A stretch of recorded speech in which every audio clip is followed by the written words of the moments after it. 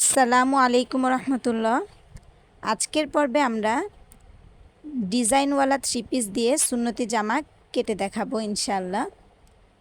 তো অনেকে আছেন গজ কাপড় দিয়ে পারেন কিন্তু ডিজাইন মিলাতে পারেন না, তাদের জন্য আজকের এই ভিডিও। তো একটা থ্রি পিসের তিনটি অংশ থাকে। তো তিনটি অংশ, একটি হচ্ছে হাতার অংশ, মাঝের সামনের পার্ট, আরেকটা হচ্ছে পিছন পার্ট। প্রত্যেকটা অংশকে আগে আলাদা করে নিতে হবে। জামাটি 5 ফুট 2 ইঞ্চি লম্বা একজন মহিলার। তো জামার লম্বা হবে 48 ইঞ্চি আর কাটবো আমরা 50। কাঁধ 13, কাটবো 14, আর হাতা 24, কাটবো 26 ইঞ্চি। প্রথমে আমরা সামনের পাট কাটবো। এজন্য সামনের পাটের জন্য যে কাপড়টি রয়েছে সেই কাপড়টি 2 ভাঁজে ভাঁজ করে নিয়ে কাঁধের মাপ নিয়ে, অর্থাৎ 14 ইঞ্চি কাঁধ, এজন্য আমরা 7 ইঞ্চি মাপ দিয়ে মাঝের পাটটা কেটে নিব। তো এখানে যেহেতু কাপড় লম্বা অনুযায়ী কাপড়টি কম ছিল, এ কারণে কাপড়ে কিছুটা জোড়া প্রয়োজন আছে। তো যেহেতু ডিজাইনওয়ালা জামা, নিচে জোড়া দিলে ডিজাইনটা নষ্ট হয়ে যাবে, এ কারণে গলার উপরের দিকে জোড়া দিব। 50 ইঞ্চি করার জন্য যতটুকু কাপড় প্রয়োজন ততটুকু গলার উপরে জোড়া দিয়ে নিব। আমাদের মাঝের পাট কাটা শেষ। তো মাঝের পাটের সাথে যে কাপড়টুকু ছিল, এই কাপড় থেকে আমরা মাঝের পাটের সাথে যে বড় কলিটা সেট করব সেই কলি কেটে নিব। তো বড় কলিটার নিচে চওড়া থাকবে 14 ইঞ্চি আর লম্বা হবে 9.5 ইঞ্চি বাদ দিয়ে 50 ইঞ্চি। 50 ইঞ্চি বরাবর দাগ দিয়ে নিব। এখানে মাঝের পাট থেকে 9.5 ইঞ্চি কলিতে বাদ দেওয়ার কারণ হচ্ছে যে এখানে হাতা সেট করব। তো আমরা অনেক জামা কেটেছি, তো বড়দের জামার ক্ষেত্রে দেখা যায় যে এর চেয়ে কম বাদ দিলে ডিজাইনটা ভালো করে মিলতে চায় না, এ কারণে 9.5 ইঞ্চি দিলেই ভালো হয়। আর উপরে বড় কলির উপরে চওড়াটা হবে 3.5 ইঞ্চি। তো 3.5 ইঞ্চি থেকে নিচ বরাবর কোনাকুনিভাবে দাগ দিয়ে কেটে নিতে হবে। আচ্ছা, এখন আমরা পিছন পাট কাটবো। তো পিছন পাটের যে কাপড়টুকু, সেই কাপড়টিকে 2 ভাঁজে ভাঁজ দিয়ে একইভাবে কাঁধের চওড়া অনুযায়ী 7 ইঞ্চি বরাবর দাগ দিয়ে নিব। আর লম্বা হবে 50 ইঞ্চি, সামনের পাটের মতোই। তো 50 ইঞ্চি হওয়ার জন্য যতটুকু কাপড় প্রয়োজন উপরে সেই কাপড়টুকু জোড়া দিয়ে নিতে হবে।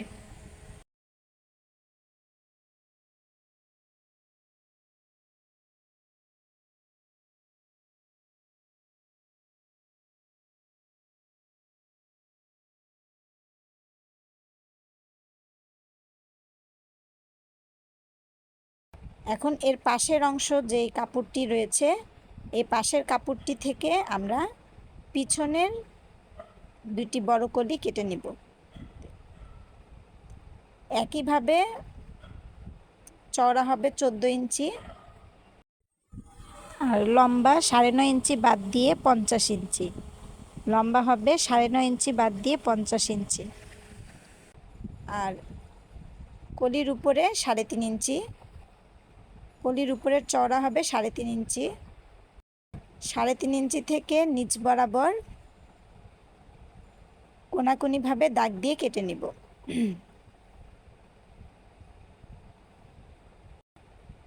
এই যে কলিগুলো কাটা হচ্ছে, কলির যে পাশের কাপড়গুলো রয়েছে সেই কাপড়গুলোই কিন্তু আমরা পরবর্তীতে হাতার উপরে জোড়া দেওয়ার জন্য বা মাঝের পাটের জোড়া দেওয়ার জন্য ব্যবহার করব। এই যে এটা হচ্ছে হাতা। তো হাতার জন্য কাপড়টিকে 4 ভাঁজে ভাঁজ দিব। যে কাপড়টি থাকবে সেটাকে 4 ভাঁজে ভাঁজ দিয়ে হাতার লম্বা অনুযায়ী যতটুকু জোড়া দেওয়া প্রয়োজন ততটুকু জোড়া দিয়ে নিব। লম্বা যেহেতু ছিল 24 ইঞ্চি, এজন্য আমরা কাটবো 26 ইঞ্চি। আর যেহেতু এখানে কাপড় কিছুটা জোড়া দিতে হবে, তো জোড়ার কারণে আরও 1 ইঞ্চি বাড়িয়ে নিব। জোড়া দেওয়ার হাফ ইঞ্চি করে 2 পাশে জোড়া দিলে 1 ইঞ্চি চলে যায়, এই কারণে জোড়ার জন্য 1 ইঞ্চি বাড়িয়ে মোট 27 ইঞ্চি লম্বা নিব। এই যে দেখছেন যে ওই কলির পাশের যে কাপড়টুকু, ওই কাপড়টিকে এভাবে ভাঁজ দিয়ে হাতার উপরে জোড়া দিব।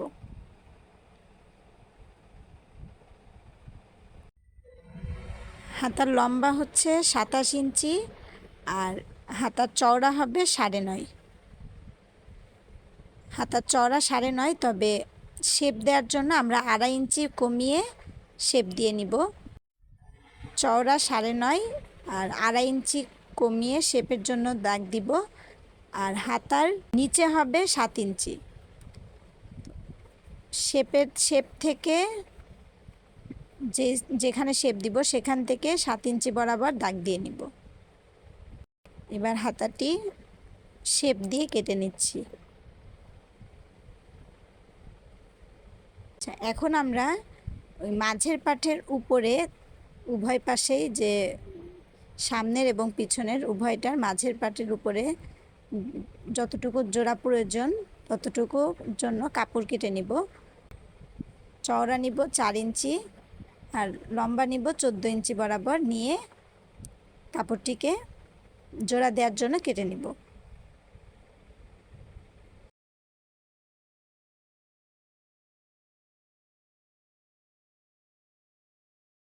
এটা হচ্ছে সামনের গলা। সামনের গলার লম্বা 4 ইঞ্চি এবং চওড়া 3.25 ইঞ্চি। তো এভাবে দুইটা দাগ দিয়ে শেপ দিয়ে নিব।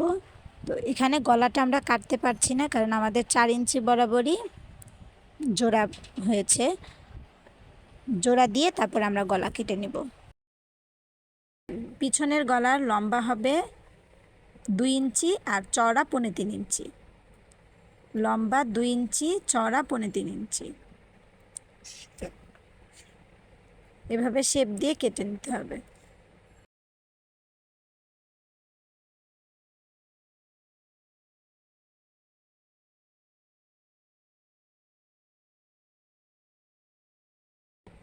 এরপরে গলা থেকে 1/2 ইঞ্চি পরিমাণ পুট ডাউন কেটে নেব। আমরা যে জামাটি কাটছি এটা সুন্নতি জামা। এই সুন্নতি জামার মধ্যে মোট 8টি সুন্নত রয়েছে।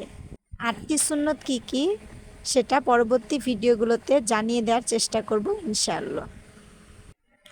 এখন আমরা ছোট কলি কাটবো। ছোট কলির জন্য কাপড়টিকে 2 ভাঁজে ভাঁজ দিয়ে চতুর্পাশে 6 ইঞ্চি দাগ দিয়ে কলির উপরে উভয় পাশে 3.5 ইঞ্চি দাগ দিয়ে নিচের দাগের সাথে মিলিয়ে কেটে নিতে হবে। এই চ্যানেলটি যদি আপনাদের কাছে ভালো লেগে থাকে তাহলে অবশ্যই সাবস্ক্রাইব করবেন, তাহলে পরবর্তী ভিডিও আপলোড করার সাথে সাথে ইনশাআল্লাহ আপনাদের কাছে পৌঁছে যাবে। এখানে আরেকটি বিষয় হলো যে সহি মুসলিম শরীফ ওনার মধ্যে এসেছে, হযরত আবু হুরায়রা রাদিয়াল্লাহু তাআলা আনহু তিনি বলেন যে হুজুর পাক সাল্লাল্লাহু আলাইহি ওয়াসাল্লাম তিনি ইরশাদ মুবারক করেন যে কেউ যদি কোনো নেক কাজ করে এবং মানুষদেরকে সেই নেক কাজের দিকে আহ্বান করে, তখন তার আহ্বান শুনে যত মানুষ নেক কাজ করবে সকলের সমপরিমাণ সওয়াব তার আমলনামায়ও দেয়া হবে। অর্থাৎ যে নেক কাজের দিকে আহ্বান করবে তার আমলনামায়ও দেয়া হবে। এখানে এই হাদিস শরীফটি বলার উদ্দেশ্য হচ্ছে যে আমরা যারা ভিডিওটি দেখছি তারা তো সুন্নত ওনার অনুসরণ করার চেষ্টা করব অবশ্যই, কারণ হাদিস শরীফ ওনার মধ্যে এসেছে যে আখিরি জামানায়, এই যে শেষ জামানায়, এই জামানায় যারা একটিমাত্র হুজুর পাক সাল্লাল্লাহু আলাইহি ওয়াসাল্লাম ওনার সুন্নত ওনাকে আঁকড়ে ধরবে সে 100 জন শহীদের সওয়াব লাভ করবে। সুবহানাল্লাহ। এখন আমরা যারা দেখছি তারা তো অবশ্যই সুন্নত ওনার অনুসরণ করার চেষ্টা করব এবং সওয়াব লাভের চেষ্টা করব, কিন্তু যারা দেখছেন না ওনারা তো সওয়াব থেকে বঞ্চিত হবেন। এ কারণে আমাদের দায়িত্ব হবে যারা দেখতে পাচ্ছি তারা, যারা দেখেননি ওনাদেরকে শেয়ারের মাধ্যমে জানিয়ে দেয়া, তাহলে ওনারা যে আমল করবেন, যারা পরবর্তীতে দেখে আমল করবেন সকলের সওয়াবের সমপরিমাণ সওয়াব যে শেয়ার করবেন বা যিনি দেখার সুযোগ করে দিবেন সকলের আমলনামায় পৌঁছাবে। সুবহানাল্লাহ। আজ এ পর্যন্তই, ইনশাআল্লাহ পরবর্তীতে আবারও আরেকটি বিষয় নিয়ে দেখা হবে। আসসালামু আলাইকুম ওয়া রাহমাতুল্লাহ।